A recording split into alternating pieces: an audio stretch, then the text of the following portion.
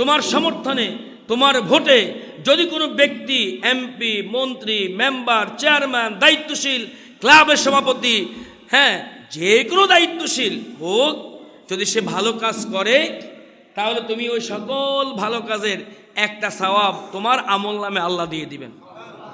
এটা কার কথা? কোরআনের কথা, আল্লাহর কথা। আবার তোমার সাপোর্টে, তোমার সমর্থনে, স্বার্থের জন্য, একটু ভালো থাকার জন্য, একটু পাওয়ারের জন্য যদি তুমি এমন কোন নষ্ট ব্যক্তিকে সাফায়াত করা, ভোট দাও, তাহলে সে যদি কোনো অপকর্ম করে, সেই অপকর্মের একটা গুনায়ে জারিয়া তোমার আমলনামায় দিবে। এটা কার কথা? আলহামদুলিল্লাহ, রব্বানা লাকাল হামদ হামদান কাসীরান طيبا مباركا فيه يا ربي لك الحمد كما ينبغي لجلال وجهك وعظيم سلطانك। আমরা শুকরিয়া আদায় করলাম কার? সর্ব অবস্থায়, সব সময়, সুখে দুঃখে শুকরিয়া আদায় করতে হবে কার? কারণ শুকরিয়া আদায় করার শক্তি কে দিয়েছেন?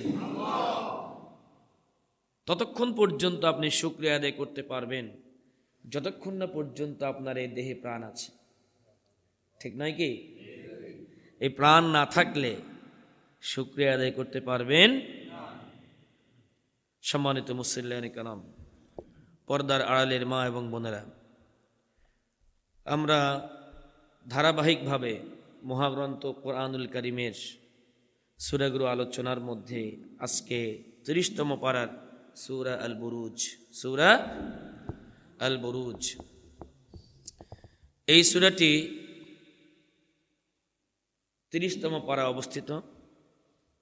প্রত্যেকটি সূরা নাজিল হওয়ার কিছু প্রেক্ষাপট আছে। আল্লাহ রাব্বুল আলামিন বলেছেন, ওয়ানাজ্জালনা আলাইকাল কিতাব তিবিয়ানান লিকুল্লি শাই। এটি এমন একটি গ্রন্থ যে গ্রন্থের মধ্যে প্রত্যেকটি বিষয়ের সমাধান আল্লাহ রাব্বুল আলামিন খুলে খুলে দিয়েছেন। সুবহানাল্লাহ। কোনো বিষয় এরকম পাওয়া যাবে না যে কোনো প্রয়োজন ছাড়া এটা আল্লাহ নাজিল করেছেন। সুবহানাল্লাহ। সূরা আল বুরুজের মূল প্রেক্ষাপট হলো, এটি মক্কায় অবতীর্ণ হয়েছে। কোথায়? মক্কায় অবতীর্ণ হয়ে যখন মুসলিমরা চরম নিপীড়নের শিকার হয়েছিল, চরম নিপীড়নের শিকার হয়েছিল, বিশেষ করে গর্তওয়ালাদের কথা বলা হয়েছে। এই নিপীড়নের সময় মুসলমানদের করণীয় কি, এটা আল্লাহ রাব্বুল আলামিন এই সূরার মধ্যে ব্যাখ্যা করেছেন। সুবহানাল্লাহ। এক অত্যাচারী শাসক বা বাদশাহ শাসনামলে একজন জাদুকর ছিল, যে বৃদ্ধ বয়সে একটি ছেলেকে তার জাদু শেখানোর জন্য নিযুক্ত করে। এই ছেলেটি পরবর্তীতে ঈমান আনলে বাদশাহ ও তার অনুসারীরা তাকে এবং তার সাথে ঈমান আনা লোকদেরকে আগুন ভর্তি গর্তে নিক্ষেপ করে হত্যা করে। নাউজুবিল্লাহ। একটা ছেলে ঈমান এনেছে, এই ঈমান আনার অপরাধে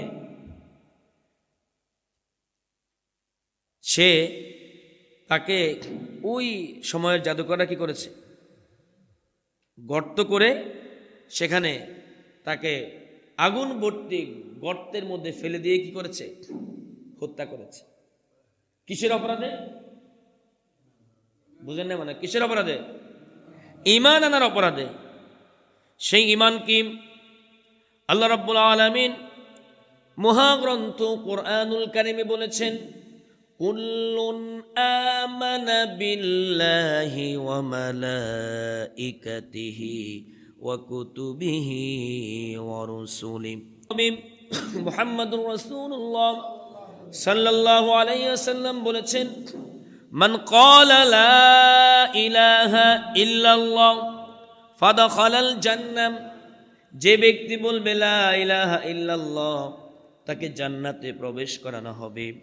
এই হাদিস যখন হযরত আবু হুরায়রা প্রচার করছিলেন, হে উম্মতেরা শোনো, বিশ্ব নবী একটু আগেই বলেছেন, মান ক্বালা লা ইলাহা ইল্লাল্লাহ ফাদাখালাল জান্নাহ, যে ব্যক্তি লা ইলাহা ইল্লাল্লাহ বলবে তাকে জান্নাতে প্রবেশ করানো হবে। এই হাদিস শুনে ওমর রাদিয়াল্লাহু তাআলা আনহু আবু হুরায়রাকে আঘাত করলেন। আবু হুরায়রা পড়ে গেল, ব্যথা পেয়ে বিশ্ব নবীর কাছে আসলেন এবং নালিশ করলেন, আল্লাহর রাসূল, আপনি যে হাদিস বর্ণনা করেছেন আমি এই হাদিসটি মানুষের কাছে প্রচার করছিলাম, কিন্তু আপনার সাহাবী ওমর আমাকে আঘাত করেছে।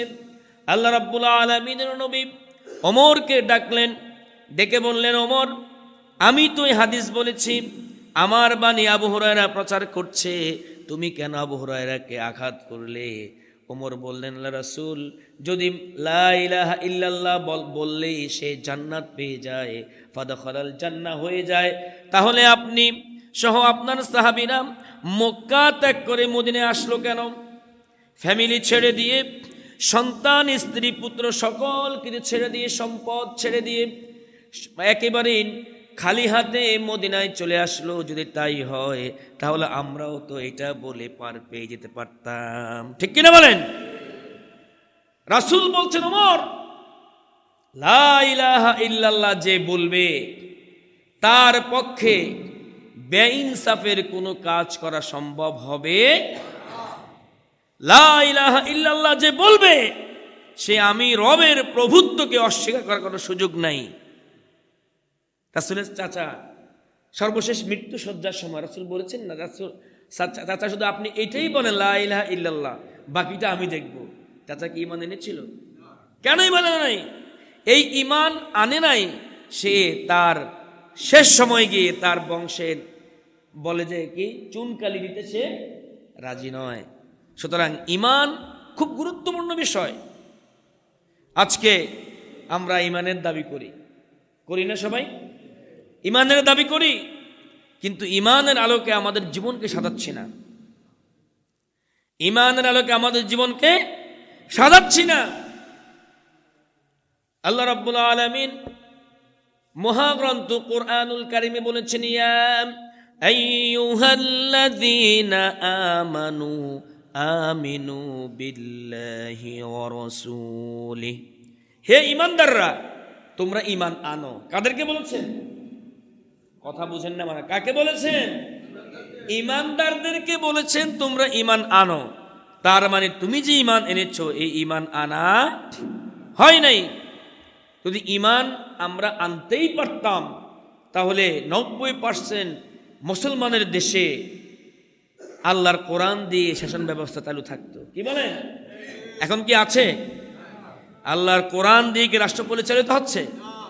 আল্লাহ রাব্বুল আলামিন বলছেন, ওয়ামান লাম ইয়াহকুম বিমা আনজালাল্লাহু ফাউলাইকা হুমুল কাফিরুন, আমার বিধান দিয়ে যারা বিচার ফয়সালা করে না তারা কাফের। কে বলছেন? কাদেরকে বলছেন? আমাদেরকে বলছেন। যারা আমার বিধান দিয়ে বিচার ফয়সালা করে না, আমার কোরআন দিয়ে বিচার ফয়সালা করে না, তারা কাফের। কে বলছেন? আরেক জায়গায় বলছেন, ওয়ামান লাম ইয়াহকুম বিমা আনজালাল্লাহু ফাউলাইকা হুমুজ জালিমুন, যারা আমার বিধান অনুযায়ী, আমার কোরআন অনুযায়ী, আমার বিশ্ব নবী মুহাম্মদুর রাসূলুল্লাহ সাল্লাল্লাহু আলাইহি ওয়াসাল্লামের দেখানো পথ অনুযায়ী বিচার ফয়সালা করে না, তারা জালেম। কে বলছেন? আরেক জায়গায় বলছেন, ওয়ামান লাম ইয়াহকুম বিমা আনজালাল্লাহ ফাউলাইকা হুমুল ফাসিকুন, যারা আমার বিধান অনুযায়ী বিচার ফয়সালা করে না তারা ফাসিক। কে বলছেন? তাহলে কয়টা বলেছেন? তিনটা, কাফের, জালেম, ফাসিক। এখন আপনি বলবেন, হুজুর তাহলে আমাদের অবস্থা কি হবে? নামাজ পড়ে লাভ কি? নামাজ পড়ে আল্লাহ বলছেন কাফের, আল্লাহ বলছেন ফাসিক, আল্লাহ বলছেন জালেম। যারা আমার বিধান অনুযায়ী, কোরআন অনুযায়ী বিচার ফয়সালা করে না তারা ঈমানদার না, তারা ফাসিক, জালেম, কাফের। কে বলছেন? আমাদের আল্লাহর নাম নিতে কষ্ট হয়? কে বলছেন? তাই এখান থেকে পরিত্রাণের উপায় কি? পরিত্রাণের উপায় হলো আল্লাহ রাব্বুল আলামিন এর সমাধান দিয়েছেন, ইয়া আইয়ুহাল্লাযীনা আমানু হাল আদুল্লুকুম আলা তিজারাহ তুনজিকুম মিন আযাবিন আলীম তুমিনুনা বিল্লাহি ওয়া রাসূলিহি ওয়া তুজাহিদুনা ফি সাবিলিল্লাহি বিআমওয়ালিকুম ওয়া আনফুসিকুম যালিকুম খায়রুল লাকুম ইন কুনতুম তা'লামুন। ও ঈমানদারেরা, আমি কি তোমাদেরকে এমন একটি ব্যবসার কথা বলবো না যা তোমাদেরকে কঠিন আযাব থেকে পরিত্রাণ দিবে? তা কি জানতে চান? যে ব্যবসা আপনাকে আমাকে কঠিন আযাব থেকে পরিত্রাণ দিবে, তা হচ্ছে তুমিনুনা বিল্লাহ, তোমরা আল্লাহর প্রতি ঈমান আনবে, ওয়া রাসূলি, রাসূলের প্রতি ঈমান আনবে, ওয়া তুজাহিদুনা ফি সাবিলিল্লাহ, আল্লাহর রাস্তায় জিহাদ করবে, আল্লাহর রাস্তায় চেষ্টা প্রতিষ্ঠা করবে, আল্লাহর কোরআনকে রাষ্ট্রীয় জীবনে বিধান হিসেবে প্রতিষ্ঠা করার জন্য চেষ্টা করবে। বুঝা গেছে কিনা?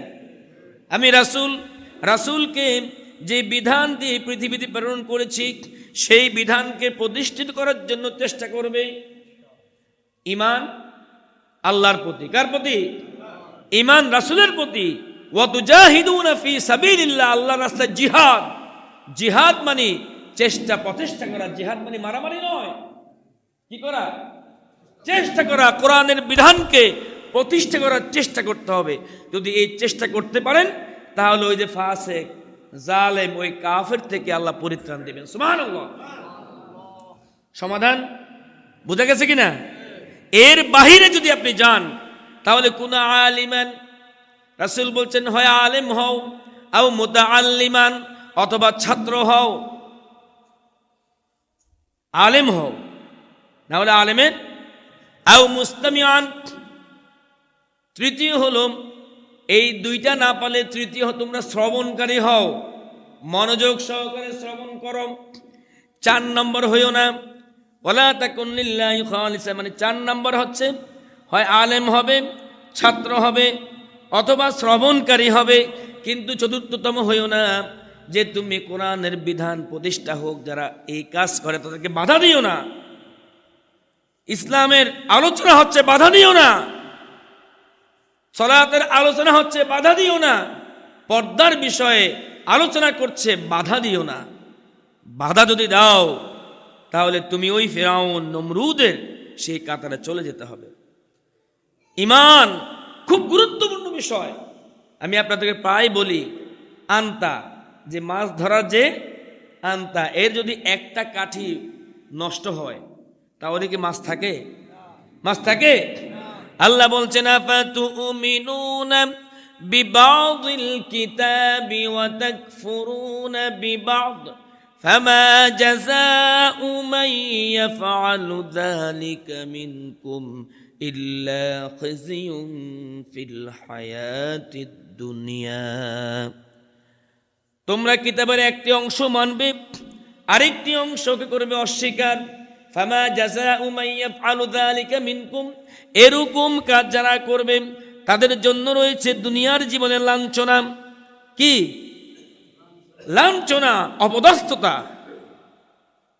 কিয়ামতের ময়দানে কঠিন শাস্তি। পরকালীন জীবনে কি কঠিন শাস্তি। একটু মানবো একটু মানবে না, তা হবে না। কোরআনকে পরিপূর্ণ মানার চেষ্টা করতে হবে। হ্যাঁ, আমার মানবিক দুর্বলতা, 5 ওয়াক্ত সালাত পড়তে হয়, আল্লাহ ফরজ করেছেন, কিন্তু আমি পারি না, এটা মানবিক দুর্বলতা। আল্লাহর কাছে মাফ চাইলে আল্লাহ মাফ করে দিবেন। সুবহানাল্লাহ।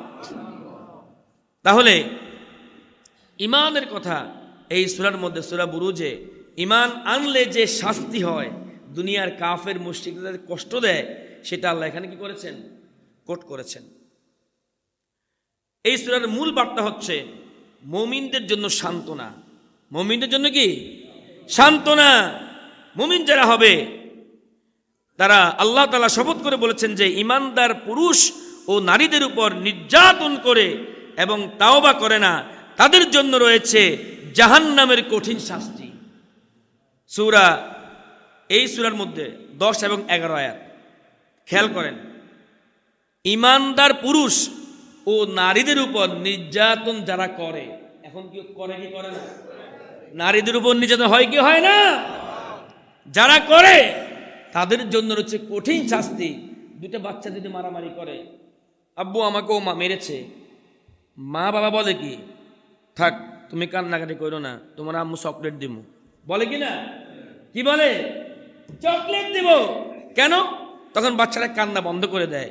আল্লাহ রাব্বুল আলামিন মুমিনদেরকে মানে একটা অফার দিয়েছেন, মুমিনরা তাদের জন্য শাস্তি আছে, তাদের জন্য কি আছে? শাস্তি আছে। সুতরাং ঈমানদার নারী এবং ঈমানদার পুরুষদেরকে যারা নির্যাতন করে, নিপীড়ন করে, অপদস্থ করে, তাদের জন্য শাস্তি রেখেছেন কে? সূরা বুরুজের মধ্যে এটা আছে। দেখেন আমাদের ধারাবাহিক আলোচনা সূরা বুরুজ, আমি যে একটু আগে বলেছি, মহাগ্রন্থ কোরআন কারীমের সকল বিষয়ের সংবিধান মানে সমাধান কি? সমাধান চাও যদি জীবনে মরণে, ফিরে যাও ছুটে যাও চোখ রাখো কোরআনে। সমাধান সমাধান চাও যদি জীবনে মরণে, ফিরে যাও দেখে নাও চোখ রাখো কোরআনে। সুবহানাল্লাহ। আমি অনেকদিন এখানে বলেছি, যেই বিষয়ে ওই সপ্তাহে যা হয় মনে হয় যেন আল্লাহ ওই দিন সূরা নাযিল করেন। সুবহানাল্লাহ। কোরআন লেটেস্ট সব সময়ের জন্য। এই সূরা কিন্তু আমাদের আজকের আলোচনা নতুন, গত সপ্তাহে করেছে এরকম না। এই সূরা আলোচনা কি সূরা বুরুজ। আর এখন যা চলছে, নারীদের উপর নির্যাতন নিপীড়ন চলছে, আল্লাহ সেই বিষয়ে এই সূরায় বলে দিয়েছেন। সুবহানাল্লাহ। কোরআন যে সত্য, এটা আপনাদের কি বিশ্বাস হয়? সবার মনে হয় না, বিশ্বাস হয়? জালেমদেরকে আল্লাহ সতর্ক করেছেন এই সূরার মধ্যে। আল্লাহর ক্ষমতা ও কোরআনের মর্যাদা আল্লাহ রাব্বুল আলামিন এই সূরার মধ্যে বলেছেন। আসেন আমরা এই সূরাটা একটু আলোচনা করার চেষ্টা করি। সবাই পড়ুন, আউযু বিল্লাহি মিনাশ শাইতানির রাজীম, বিসমিল্লাহির রাহমানির রহিম, ওয়াস-সামা'i যাতিল বুরুজ ওয়াল ইয়াউমিল মাউউদ। শপথ বিশাল কায় গম্বুজ বিশিষ্ট আকাশের, ওয়াল ইয়াউমিল মাউউদ, শপথ সেদিনের যার আগমনের ওয়াদা করা হয়েছে। যার আগমনের মানে কি? কিয়ামতের ময়দান, পরকালীন জীবন। এই ওয়াদা কে করেছেন? আল্লাহ বলছেন, ওয়া শাহিদি ওয়া মাশহুদ, শপথ প্রত্যক্ষদর্শী সাক্ষীর, শপথ যা কিছু তখন পরিদৃষ্ট হয়েছে তার। কুতিলা আসহাবুল উখদুদ, মুমিনদের জন্য খোঁড়া গর্তের লোকদের ধ্বংস করে দেয়া হয়েছে। মুমিনদের জন্য, যারা মুমিনদেরকে বিপদে ফেলার জন্য, মুমিনদেরকে মেরে ফেলার জন্য, শাস্তি দেওয়ার জন্য যারাই গর্ত খুঁড়েছে, যারাই পরিকল্পনা করেছে, যারাই সিস্টেম করেছে, আল্লাহ রাব্বুল আলামিন বলছেন তাদেরকে আমি ধ্বংস করে দিয়েছি। এর নমুনা আছে নাকি নাই? এখনো ফেরাউনের লাশ আছে, আছে না? আছে। ফেরাউন বলেছিল আনা রাব্বুকুমুল আ'লা, আমি সবচেয়ে বড় রব।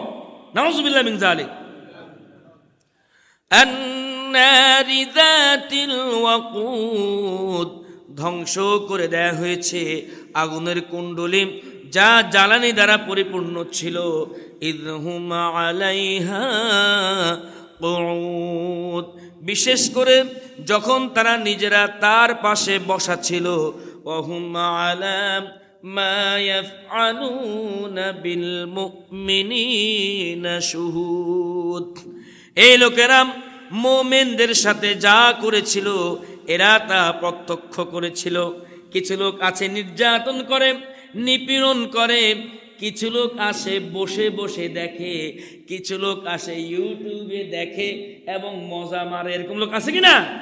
আল্লাহ সেটাই বলছেন, وهم على ما يفعلون بالمؤمنين شهود। এই লোকেরা মুমিনদের সাথে যা কিছু করেছিল এরা তা প্রত্যক্ষ করছিল। ওয়ামা নাকামু মিনহুম ইল্লা আন ইউমিনু বিল্লাহিল আজিজিল হামিদ। তারা ঈমানদার, তারা এই ঈমানদারদের কাছ থেকে এই ছাড়া অন্য কোনো কারণে প্রতিশোধ গ্রহণ করেনি যে তারা পরাক্রমশালী প্রশংসিত আল্লাহর উপর ঈমান এনেছিল। আল্লাহু আকবার। তাদের কোনো অপরাধ ছিল না, তাদের অপরাধ ছিল তারা আল্লাহর এই জমিনে আল্লাহর বিধানকে কায়েম করতে চায়। তাদের কোনো অপরাধ ছিল না, তাদের অপরাধ ছিল তারা আল্লাহর এই জমিনকে আল্লাহর বিধান দিয়ে কায়েম করতে চায়। এই জন্য তারা ওই মুমিনদের উপরে আঘাত হেনেছিল। মুমিনদের উপরে কি আঘাত হেনেছে? কোনো অপরাধ নাই, অপরাধ একটাই, তারা আল্লাহকে বিশ্বাস করে। অপরাধ একটাই, তারা সমাজে কোনো কুকর্ম অপকর্ম হতে দেখলে তারা ধমক দেয় এবং সেটাকে প্রতিহত করে। এইটাই তার অপরাধ, আর কোনো অপরাধ নাই। কে বলছেন? আল্লাহর নাম বলতে ভয় পান নাকি? কে বলছেন? الذي له ملك السماوات والأرض والله على كل شيء شهيد। এমন সত্তার, এমন এক সত্তার উপর যার জন্যে নিবেদিত আসমান সমূহ ও জমিনের যাবতীয় সার্বভৌমত্ব, আর আল্লাহ তাআলা হচ্ছেন তাদের সকল কাজের সাক্ষী। তারা যে ঈমান এনেছে সেই ঈমান কার উপরে? আল্লাযী লাহু মুলকুস সামাওয়াতি ওয়াল আরদ, যার রয়েছে আকাশ এবং জমিনের রাজত্ব। রাজত্ব কার? রাজত্ব কার? সকল ক্ষমতার উৎস কে? নাকি জনগণ? সকল ক্ষমতার উৎস কে? জনগণ। এটা যদি কেউ বলে তার ঈমান থাকবে না। তার কি থাকবে না? সে দুনিয়ার জীবনে মুসলিম হিসেবে মরতে পারে, মানুষ বলতে পারে মুসলমান, কিন্তু আসলে সে মুসলমান নয়। ইন্নাল্লাহা আলা কুল্লি শাইইন কাদির। আল্লাহ বলছেন আমি সকল ক্ষমতার উৎস, সবচেয়ে শক্তিবেশী আমি আল্লাহ। আল্লাহু আকবার। সেই রবের উপরে ঈমান এনেছে বলে তাকে তুমি হত্যা করেছো, তার জন্য গর্ত খুঁড়তেছো, তার বিরুদ্ধে ষড়যন্ত্র করছো, আর বলছো দেখে নিবে। বলে না? দেখে নিবে বলে। নাউযুবিল্লাহি মিন যালিক। ইন্নাল্লাযীনা ফাতানুল মুমিনিনা ওয়াল মুমিনাতি সুম্মা লাম ইয়াতুবু ফালাহুম আযাবু জাহান্নাম ওয়া লাহুম আযাবুল হারিক। অবশ্যই যারা মুমিন নরনারীদের উপর অত্যাচার করেছে, জুলুম করেছে, অতঃপর তারা কখনো তাওবা করে নাই। জুলুম করেছে কিন্তু তাওবা করে নাই, তাদের জন্য রয়েছে জাহান্নামের আযাব। কে বলছেন? মুমিনদের উপর অত্যাচার করেছে, জুলুম করেছে, মাপ চাই নাই, তাওবা করে নাই, তার কাছে ক্ষমা চাই নাই, তাকে তার ক্ষতি করেছে, এই ক্ষতিপূরণ দেয় নাই, এই অবস্থা যদি সে মারা যায় তার জন্য রয়েছে শাস্তি। কে বলছেন? খতিব সাহেব বলছেন, আল্লাহ বলছেন। তাদের জন্য রয়েছে জাহান্নামের আযাব এবং তাদের জন্য রয়েছে আগুনে জ্বলে পুড়ে যাওয়ার ভয়ানক শাস্তি। হাদিসে এসছে, মানুষ যখন জাহান্নামীরা কোনো খাবার চাইবে তাকে জাক্কুম নামক একটি ফল দেয়া হবে। সেই ফল এমন বিষাক্ত ফল, ওই বিষাক্ত ফলের এক ফোঁটা রস যদি দুনিয়ায় পড়তো, দুনিয়ায় কোনো খাবার খাওয়ার উপযোগী খাবার থাকতো না। নাউজুবিল্লাহ। এমন ফল দেয়া হবে, সেই ফলের এক ফোঁটা রস যদি দুনিয়ায় পড়তো, দুনিয়ার কোনো খাবার ভালো থাকতো না, নষ্ট হয়ে যেত। এত কঠিন ফল দেয়া হবে। সুতরাং লাফাও, বিরোধিতা করো। শাস্তি রেখেছেন কে? আল্লাহকে ভয় করতে হবে, আল্লাহকে ভয় করতে হবে। বিশ্বাস করো আর না করো, আমরা গত সপ্তাহে আলোচনায় বলেছিলাম, পাপ করতে করতে করতে মনে করেছে এক সময় সে মাফ চেয়ে নিবে, কিন্তু মৃত্যু হাজির হয়েছে। বলেছি না? আপনার মনে আছে? হাত্তা ইযা হাদারা আহাদাহুমুল মাউত ক্বালা ইন্নী তুবতুল আন। পাপ করতে করতে বান্দা এমন সময় হয়ে গেছে, মৃত্যু চলে আসছে, সে বলবে আমি এখন তাওবা করব। কি করব? আল্লাহ বলছেন এখন আর তাওবা করে লাভ নাই, সময় কি শেষ। বাহু উঁচিয়ে আমার বিধানের বিরুদ্ধে কথা বলেছো, বক্তব্য দিয়েছো, অথচ পৃথিবীর সবাই মিলে, তোমাদের সকল নেতা মিলে একটা আঙ্গুল সৃষ্টি করতে পারবে? আমি আল্লাহ দিয়েছি তোমাকে, জমিন আমার, আসমান আমার, আর তুমি আমার জমিনে দাঁড়িয়ে আমার দিকে হাত উঁচু করে তুমি আমার মুমিনদেরকে ভয় দেখাচ্ছ। আমার আযাবকে ভয় করো, আমার আযাবকে ভয় করো। এই দুনিয়া থাকার জায়গা নয়। তোমার বাবা গিয়েছে, দাদা গিয়েছে, 100 বছর আগে এই দুনিয়া যারা ছিল তারা কেউ নাই, 2-1 জন ছাড়া। আবার 100 বছর পরে তোমরা যে কেউ থাকবে এর কোনো নিশ্চয়তা আছে?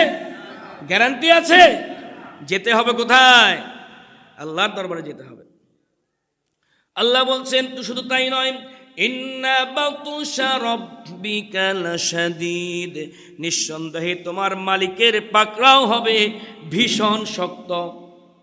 যে আল্লাহ গফুরুর রহিম, ক্ষমাশীল, যে আল্লাহ আপনাকে আমাকে সৃষ্টি করে জান্নাত জাহান্নাম সৃষ্টি করেছেন, সেই আল্লাহই বলছেন সাবধান, বেশি লাফালাফি করিও না, আমার মুমিনদের জন্য চক্রান্ত করে গর্ত খুঁড়িও না, আমার ধরা কিন্তু শক্ত ধরা।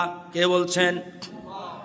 ইন্নাহু হুয়া ইউবদিউ ওয়া ইউঈদ, অবশ্যই তিনি প্রথমবার সৃষ্টি করেছেন, এমনি করে তিনি আবারও সবাইকে সৃষ্টি করবেন। সুবহানাল্লাহ। আল্লাহ বলছেন বান্দা তোমরা তো বলো নগদ যা পাও হাত পেতে নাও, বাকির খাতায় শূন্য থাক। দূরের বাদ্য শুনে কি লাভ, মাঝখানে যে বেজায় ফাঁক। মরলে একটা হবেই। কিন্তু বান্দা তুমি যখন কোনো উল্লেখ করার মতো কিছুই ছিলে না, তোমার বাবার নাপাক একটি ফোঁটা থেকে আমি আল্লাহ তোমাকে উল্লেখযোগ্য একজন মানুষ হিসেবে তৈরি করেছি। সুতরাং আমি যেমনি প্রথম তুমি কিছুই ছিলে, নাপাক পানি ছিলে, সেখান থেকে আমি আল্লাহ তোমাকে উল্লেখ করার মতো মানুষ হিসেবে সৃষ্টি করেছি। যে আল্লাহ আগে তোমাকে সৃষ্টি করেছেন সেই আল্লাহ তোমাকে পরেও সৃষ্টি করবেন। সুবহানাল্লাহ। ওয়াহুয়াল গফুরুল ওয়াদুদ, তিনি পরম ক্ষমাশীল, তার সৃষ্টিকে তিনি অত্যন্ত ভালোবাসেন। সুবহানাল্লাহ। আরে আমরা একটা বাচ্চাকে যখন অপরাধ করে মারার পরে এরপরে যখন সে কান্নাকাটি করে ঘুমিয়ে যায়, কে মেরেছে তোমাকে? আসো আব্বু, কে মেরেছে? তুমি দুষ্টামি করিও না, আসো। এরপরে মুখ টুক ধোয়াই দিয়ে খাওয়াই না, আমরা খাওয়াই কিনা? আল্লাহ বলছেন বান্দা লাফালাফি করেছো বলেই তো তোমাকে বলেছি আমার ধরা শক্ত ধরা, আমার ধরা শক্ত ধরা। কিন্তু তুমি জেনে রাখো তোমার রব কিন্তু ক্ষমাশীল। সুবহানাল্লাহ। তোমার রব কি? ক্ষমাশীল। যা আকাম কুকাম করেছো, যা অপরাধ করেছো, ক্ষমা চেয়ে নাও মানুষের কাছে। আল মুসলিম মান সালিম আল মুসলিমুনা মিন লিসানি ওয়া ইয়াদিহি, সেই তো প্রকৃত মুসলমান যার হাত এবং মুখ থেকে অপর মুসলমান নিরাপদ থাকে। আজকে তুমি একটা বাচ্চার অ্যাক্সিডেন্ট করা বিষয়কে তুমি একটা ইসলামী দলকে তুমি দোষী করছো, করে না? অ্যাক্সিডেন্ট করেছে, কৌমুক মেরেছে। আরে ভাই কিভাবে সম্ভব? আমাকে যখন আপনাদের এখান থেকে গ্রেপ্তার করে নিয়ে যায় পুলিশ, আমাকে বললো হুজুর মাইন্ড করেন না, একটু হ্যান্ডকাপটা লাগায়। আমি তো লাগান। পরে হ্যান্ডকাপ লাগায় যখন যাচ্ছিল, আমি পুলিশের ওসিকে বলেছিলাম যে হাতে আপনি হ্যান্ডকাপ লাগিয়েছেন এই হাত দিয়ে বুঝ হওয়ার পর থেকে অন্যায়ভাবে কাউকে একটা থাপ্পড় মারি নাই, কারো গাছের মধ্যে একটা আম পেড়ে খাই নাই। আমরা গ্রামে দিয়ে খোঁজ নিয়ে দেখেন, আপনি সেই হাতে হ্যান্ডকাপ লাগিয়েছেন। যেই হাতে আমি কোরআন দেখি, যেই হাত দিয়ে আমি তাকবীর দিই, যেই হাত দিয়ে আমি দেখাই দেখে কোরআন পড়াই, আপনি সেই হাতে আজকে হ্যান্ডকাপ লাগিয়েছেন। সর্বশেষ যেদিন আমাকে কোর্টে নিয়ে যায়, আমাকে বলেছিল একটা মোটা রশি নিয়ে এসছে বাঁধার জন্য। আমি বললাম যে ভাই রশি দিয়ে বাঁধতে হবে না, রশি দিয়ে বাঁধতে হবে, আমি পালাবো না। আমার হাতে তো হ্যান্ডকাপ, পালাবো কোথায়? পালানোর সুযোগ নাই। আর আমার একটা জায়গা আছে, একটা ওয়েট আছে, দরকার নাই। সাথে যে অফিসার ছিল সে কেঁদে ফেলছে, স্যার রশিদ দিয়ে না বাঁধলে হয় না। আমি বলেছিলাম ভাই রিকোয়েস্ট করেছি, আমার আম্মা কোর্টে যাবেন, উনি যদি দেখেন আমার কোমরের মধ্যে একবারে একদম মোটা একটা রশি, উনি নিজেকে ধরে রাখতে পারবেন না, আমার আম্মাকে কষ্ট দিবেন না প্লিজ। বলছে আমাদের আইনের ধারা, আমরা তো কিছু করার নাই। যখন আমাকে হ্যান্ডকাপ এবং গলার মধ্যে কোমরের মধ্যে রশি বেঁধে টেনে টেনে নিয়ে যাচ্ছে, কোর্টে নামিয়েছে, আমার আম্মা হাউমাউ করে কান্না শুরু করেছে, হাউমাউ করে কেঁদেছে আর বলেছে আহারে পুলিশ মনে মেরে ফেলছে। উনি তো বুঝে না, মুরব্বী মানুষ, আসলে তো মারে নাই। কি করে নাই? মারে নাই। এটা কি গল্প বলছি না ইতিহাস বলছি? বাস্তব কথা বলছি। তাহলে আমার কোমরে আমার মতো আরো অনেক আলেম আছে, শুধু সালামদার হাদিয়ে দেয়, দেয় না? পড়াশোনা আমরা সর্বোচ্চ করেছি আলহামদুলিল্লাহ। ঢাকা ইউনিভার্সিটি থেকে অনার্স মাস্টার্স রাষ্ট্রবিজ্ঞান পড়েছি। আমি বলছি আপনার রাষ্ট্রের যে আইন, সেই আইন অনুযায়ী আপনি অন্যায় করেছেন। বলছে আমাদের কিছু করার নাই। কিছু করার নেই মানে প্রয়োজনে চাকরি ছেড়ে দিয়ে চা বিক্রি করেন। মনে রাখবেন কিয়ামতের ময়দানে আপনাকে এই দায় স্বীকার করে আল্লাহর আদালতে দাঁড়াতে হবে। ক্ষমতা বেশি দিনের নয়। কেউ কারো প্রতি অন্যায় করবেন না, কেউ কারো প্রতি অন্যায় করবেন না, জুলুম করবেন না। আপনি মরে গেলে আপনার প্রতিবেশী আপনার জানাজা পড়বে, ঠিক নয় কি? আমি মরে গেলে কে জানাজা পড়বে? প্রতিবেশী জানাজা পড়বে। সুতরাং কেন কষ্ট দিবেন? দুনিয়ার ক্ষণিক ক্ষমতা, ক্ষণিক মানে পাওয়ার, এই পাওয়ার আল্লাহ লুজ করে দিলে পাওয়ার থাকবে? আরে পাতলা পায়খানা যদি 5-7 বার হয় আপনার পাওয়ার থাকবে? কিসের পাওয়ার, কিসের গর্ব, কিসের অহংকার? এমপি প্রার্থী দুনিয়া ছেড়ে চলে গেছে না? বাদল নামে একজন মারা গেল না? আপনি যে নির্বাচন পর্যন্ত বাঁচবেন এর গ্যারান্টি কি? এর কোনো গ্যারান্টি আছে? আপনি যে তাওবা করবেন, আল্লাহ বলছে সময় আমি নাও দিতে পারি, দিলে তো আলহামদুলিল্লাহ, না দিলে কি হবে? সুতরাং সাবধান। আল্লাহ বলছেন ইন্নাহু হুয়া ইউবদি ওয়া ইউঈদ, বান্দা লাফালাফি করিও না। তুমি যখন কিছুই ছিলে না, আমি তোমাকে সৃষ্টি করেছি, ঠিক আমি আবার তুমি যখন দুনিয়া ছেড়ে চলে যাবে, তোমার হাড় গোড় সব এক জায়গায় করে তোমাকে এখানে আমি দেহ দিব, শক্তি দিব, তোমার অন্তরে আমি রূহ ফুঁকে দিব। সুবহানাল্লাহ। আমার দরবারে তোমাকে হাজির হতেই যুল আরশিল মাজিদ, মহাসম্মানিত আরশের তিনি অধিপতি। আরশের যিনি অধিপতি তার নাম কি? আরশের যিনি মালিক তার নাম কি? আল্লাহ বলছেন বান্দা লাফালাফি যাই করেছো তাওবা করো, আমি কিন্তু ক্ষমাশীল। আমি ক্ষমাশীল, এরকম দুর্বল নয়, আমি আরশের মালিক। সুবহানাল্লাহ। ফাআলুল লিমা ইউরিদ, তিনি যা চান তাই করতে পারেন। সুবহানাল্লাহ। আল্লাহ যা চান তাই করতে পারেন না? হাল আতাকা হাদিসুল জুনুদ, তোমার কাছে কি কতিপয় বিদ্রোহী সেনা দলের কথা পৌঁছালো নাকি? মানে যারা আমাকে বিদ্রোহী করেছে অতীতে, যারা আমাকে বিদ্রোহ করে চলেছে, তাদের খবর তোমার কাছে কি এসছে? আল্লাহ বলেন যে তোমার কাছে আসছে, জিজ্ঞেস করতেছে আর কি। বলেন এই তুই আমাকে চিনিস না, তুই আমাকে চিনিস না, তার মানে কি সে তাকে চিনে না? চিনে। তার মানে আমার পাওয়ার কত তুই জানিস না? এই কথার অর্থ কি? আমার পাওয়ার আছে, তুই যে আমার সাথে এই ব্যবহার করতেছ, একটু পরে ঘরে থাকতে পারবি? কথা তো এইটা নাকি?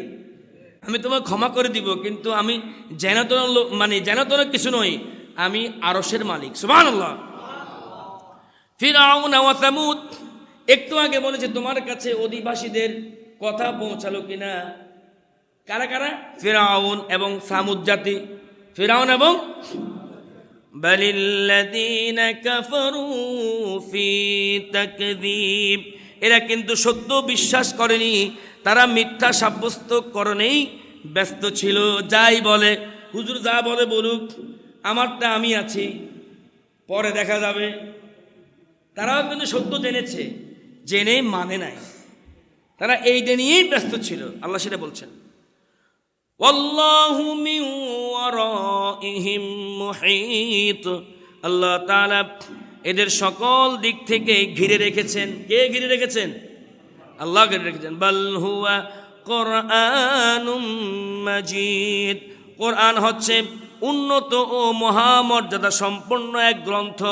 ফি লাওহিন মাহফুজ, সম্মানিত পলকে তা সংরক্ষিত করা আছে। সম্মানিত মুসলিম কেরাম, এতক্ষণ আমরা সূরা বুরুজের যে আলোচনা করলাম, এক কথাই হচ্ছে আমাদের দ্বারা যদি কোনো অপরাধ হয়ে যায়, কোনো পাপ হয়, তাহলে আল্লাহ বলছেন আমার দিকে ফিরে আসো। আমার দিকে কি ফিরে আসো, তোমাকে মরতেই হবে। মরতেই যখন হবে, তোমাকে আমি যেভাবে প্রথম সৃষ্টি করেছি সেই আল্লাহ আবার তোমাকে দ্বিতীয়বার সৃষ্টি করতে পারবো। সুতরাং আমার ধরা শক্ত ধরা, ইন্না বাতশা রব্বিকা লাশাদীদ। আমার বিধানের বাহিরে যেও না। এই জমিন আমি সৃষ্টি করেছি, আসমান আমার। আলা লাহুল খালকু ওয়াল আমর। আল্লাহ আরেক জায়গায় বলছেন সাবধান, সৃষ্টি যার, কথা বলে না, সৃষ্টি যার, আইন চলবে তার। কে বলছেন? কে বলছেন? আল্লাহ বলছেন বান্দা এটা যদি মানতে না পারো, আমার সীমানা ছেড়ে অন্যত্র চলে যাও। বাবা মা বলে না, তুই যদি আর কথা না শুনস তো যেই মন্দির হেমি চলি যা, বলে কি না? পরে কয় যাবি কো নাই, গুড়ি হিরি হানজে আবার আইও লাগবো। হিডা দেয় দুপুরে, পরে আবার খোঁজে, আরে ছেলে কই গেলো, ছেলে কই গেলো। এগো আঙ্গ ইগেরে দেখছেন নি? কয় দেখছি অমুক জায়গায় খাড়া খাড়ায় কাঁদে যায়। এরপরে নিয়ে এসে এরপরে মুখ টুক ধোয়াই দিয়া, কি লেগে বাবা এরকম করো, তোমার জন্য দেশে, বলে কিনা বলে না? আল্লাহ বলছেন বান্দা আমার জমিনে আমার আইন প্রতিষ্ঠা হোক, এটা যদি তুমি না চাও আমার এরিয়া ছেড়ে অন্যত্র চলে যাও। কিন্তু যাইতে পারবে না। যাবা কই? যাইতে পারবা না। সম্মানিত মুসলিম কেরাম, জাতীয় নির্বাচন আগামী কয় তারিখ? বৃহস্পতিবার 12 তারিখ। এখানে এটা একটা আমানত। এটা কি আমানত? ভোটাধিকার প্রয়োগ করা এটা রাষ্ট্রীয় নাগরিক দায়িত্ব। আপনি যদি মনে করেন আই ঝামেলাত নাই, আই কি নাই, ঝামেলাত নাই, তাহলে আপনি তো ভালো মানুষ, এই কারণে আপনি ঝামেলা যেতে চাচ্ছেন না, বিষয় এরকম না। কিন্তু আপনি ভালো মানুষ, আপনাকে এই রাষ্ট্রের প্রয়োজনে আপনি ভোট না দিলে আরেকজন নষ্ট মানুষ এমপি হবে, সে দুষ্টামি নষ্টামি করবে।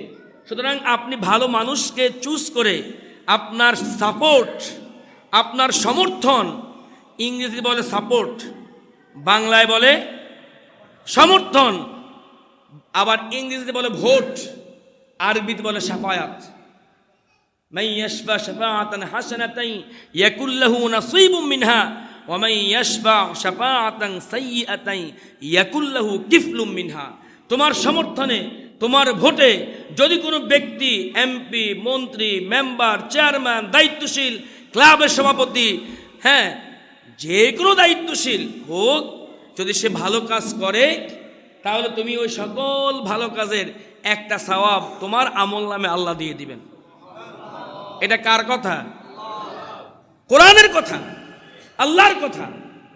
আবার তোমার সাপোর্টে, তোমার সমর্থনে, স্বার্থের জন্য, একটু ভালো থাকার জন্য, একটু পাওয়ারের জন্য যদি তুমি এমন কোনো নষ্ট ব্যক্তিকে শাফায়াত করা, ভোট দাও, তাহলে সে যদি কোনো অপকর্ম করে সেই অপকর্মের একটা গুনাহে জারিয়া তোমার আমল নামা দিবে। এটা কার কথা? কার কথা? সুতরাং আমি বলবো আপনি 2-3জন প্রার্থী, 4জন প্রার্থী আপনার সামনে দাঁড় করাবেন, দাঁড় করাইয়া দেখবেন সে কি ভালো মানুষ, সে কি দুর্নীতিবাজ, নাকি সে ভালো মানুষ। এইভাবে পুরো সাপোর্ট আপনার বিবেক দিয়ে যাকে পছন্দ হয় আপনি আপনার নাগরিক অধিকার প্রয়োগ করবেন। পারবেন তো ইনশাআল্লাহ? কথা বুঝেন নেই মনে হয়? পারবেন ইনশাআল্লাহ? আল্লাহ আপনাকে বিবেক দিয়েছেন। আল্লাহ আপনাকে কি দিয়েছেন? বিবেক দিয়েছেন। আমি বলবো না অমুককে সাপোর্ট করেন, কারণ এইটা ওইটা বলার জায়গা না, এই জায়গাটা ওইটা বলার জায়গা না, সেটা আমি রাজনৈতিক ময়দানে বলবো। আপনি মুসল্লি হিসেবে আপনার যখন রাজনীতি করার অধিকার আছে, আমি ইমাম হিসেবে আমার আরো বেশি অধিকার, কারণ আমি কোরআন শুনে যা দেখি সব রাজনীতি, মানে রাষ্ট্র গঠন, ইসলামী রাষ্ট্র গঠন সেটা ভিন্ন বিষয়। কিন্তু আমি এখান থেকে বলবো আপনার বিবেকে বিবেকে যাকে ভালো মনে হয় তাকে ভোট দিবেন। পারবেন তো ইনশাল্লাহ? তবে এতটুকুন বলবো, কেউ কারো বাধার কারণ হবেন না। আল মুসলিম মান সালিম আল মুসলিমুন মিন লিসানি ওয়া ইয়াদিহি। মুসলমান তো সেই যার হাত ও মুখ থেকে অপর মুসলমান নিরাপদে থাকে। সুতরাং আমি মুসলমান এই হিসেবে আল্লাহর কাছে যেতে চাই তো ইনশাল্লাহ? সবাইকে চাই। আমি মুসলিম হয়ে মরি, এটা সবাই চাই। সবাই যদি চাই, আমার হাত আমার মুখ দিয়ে মানুষের অধিকার আমি কেড়ে নিব না ইনশাআল্লাহ। এবার আসেন, আল্লাহ রাসূল বলেছেন, মান রাআ মিনকুম মুনকারান ফালইয়ুগাইয়িরু বিয়াদিহি ফাইল্লাম ইয়াসতাতি' ফাবিলিসানিহি ফাইল্লাম ইয়াসতাতি' ফাবিকলবিহি ওয়া যালিকা দাফুল ঈমান। কোন খারাপ কাজ, অন্যায়, অপরাধ, জুলুম, শাসন, শোষণ, নির্যাতন যদি তুমি দেখতে পাও, মুমিন হিসাবে প্রথমে তোমাকে হাত দিয়ে বাধা দিতে হবে। কে বলেছেন? বিশ্বনবী মুহাম্মদ রাসূলুল্লাহ। তো রাসূলের এই হাদিসকে অমান্য করার সুযোগ আছে কারো? সুতরাং আপনি যদি এরকম অন্যায় দেখেন, আপনি প্রথমে হাত দিয়ে বাধা দিবেন না, এটা হতে পারে না। তুমি তাকে যেতে দাও, তার অধিকার তাকে প্রয়োগ করতে দাও, আমি এটা হতে দিব। এটা হচ্ছে মুমিনের 1 নম্বর কাজ। কত নম্বর কাজ? 2 নম্বর, ফাইল্লাম ইয়াসতাতি' ফাবিলিসানিহি। বয়স হয়ে গেছে, এখন আর হাত দিয়ে পারি না, এরাই কেরেম করে কিন্তু যাবিনি, মুখ দিয়ে বাধা দিই। কি দিয়ে কথা বলে না, কি দিয়ে? প্রথম কথা, প্রথমে, পরে ফাইল্লাম ইয়াসতাতি' ফাবিকলবি। হাত দেয়া বাধাটা আপনার শক্তি নাই, মুখ দিয়ে বলার শক্তি নাই, আপনি অন্তর দিয়ে এটাকে ঘৃণা করবেন, অন্তর দিয়ে ঘৃণা করবেন। এবং শুধু ঘৃণা নয়, এই অপরাধকে কিভাবে দমন করা যায় সেটা প্ল্যান পরিকল্পনা করবেন। এটা হচ্ছে ইমানের সর্বনিম্ন শাখা। ওয়াযালিকা আদআফুল ঈমান। এটি ইমানের কি? সর্বনিম্ন শাখা। কথা বোঝা গেছে? আমার জায়গা থেকে ওমা আলাইনা ইল্লাল বালাগ, আমার জায়গা থেকে এক ইমাম হিসেবে, খতিব হিসেবে আপনাকে বলছি, আপনি আপনার নাগরিক অধিকার এই দেশে একটি সুশাসন কায়েমের জন্য, ইয়া আইয়ুহাল্লাযীনা আমানু লা তাখুনুল্লাহা ওয়ার রাসূল তাখুনু আমানাতিকুম। আল্লাহ রাসূল বলছেন যে যার আমানতদারিতা নাই তার ঈমান নাই। লা ঈমানা লিমান লা আমানাতা লাহ। সুতরাং আমানতদারিতার জন্য আপনাকে কেন্দ্রে গিয়ে এই দেশে যারা ভালো করতে চায়, আপনার বিবেকে যাকে ভালো মনে হয় আপনি তাকে ভোট দিবেন। আপনার নাগরিক অধিকার এটা কি প্রয়োগ করবেন। দ্বিতীয় হচ্ছে, কোনো খারাপ করে কাজ দেখেন, আপনি প্রতিবাদ করবেন। কেউ কারো অধিকার যেন ক্ষুণ্ণ করতে না পারে। সজাগ এবং সচেতন থাকবেন। যদি না থাকেন, চুপ করে বসে থাকেন, তাহলে আপনি হাদিসকে অ্যাভয়েড করলেন। কাল কিয়ামতের ময়দানে আপনাকে এই জন্য আল্লাহর কাছে জবাবদিহি করতে হবে। সুতরাং আল্লাহ রাব্বুল আলামিন আমাদেরকে সুন্দর, সুষ্ঠু, সাবলীল একটা পরিবেশে আগামীর নির্বাচনে এই দেশ, মানবতা, ইসলামের কল্যাণে যারাই কাজ করবে তাদের পক্ষে, তাদেরকে সাপোর্টে আমাদেরকে থাকার তৌফিক দান করুন। আল্লাহ এই দেশকে ভালো, এক যোগ্য, সৎ, নিষ্ঠাবান যারাই হবে তাদেরকে ক্ষমতার জন্য কবুল করুন। আল্লাহ আমাদেরকে মাফ করুন। ভোটের দিন আবার নামাজ না পড়ে যাইয়েন না। যেখানেই ভোট দেন আগে নামাজ। আগে কি বিয়ে শাদী করলেও আগে কি? কথা বুঝেন নাই? আমরা তো ভুল করি। বাবার জন্য খাওয়াই, ওদিন আর নামাজ নাই। বাজার করতে করতে সময় শেষ। ভোট দিতে যাই, ওদিন আর নামাজ নাই। মিছিল করতে যাই, ওদিন আর নামাজ না। আউয়ালু মা ইউআসাবু বিহিল আবদ ইয়াউমাল কিয়ামাতিস সালাহ মান তারাকা সালাতান মুতাআম্মিদান ফাকাদ কাফার। ইচ্ছে করে এক ওয়াক্ত সালাতকে কেউ ছেড়ে দেয়, সে কুফরি করলো। নাউযুবিল্লাহি মিন যালিক। সুতরাং যাই করি, ঘুরে ফিরে আল্লাহ আমি তোমার গোলাম। সুবহানাল্লাহ। ঘুরে ফিরে এসে আল্লাহ আমি তোমার গোলাম। পারবেন তো ইনশাআল্লাহ? আমার নামাজ একদিকে, সব কাজ একদিকে। এটা হচ্ছে মুমিন। এটা কি মুমিন? সুতরাং আল্লাহ রাব্বুল আলামিন আমাদেরকে তৌফিক দান করুন। সুবহানাকাল্লাহুম্মা বিহামদিকা আশহাদু আল্লা ইলাহা ইল্লা আনতা আস্তাগফিরুকা ওয়া আতুবু ইলাইক।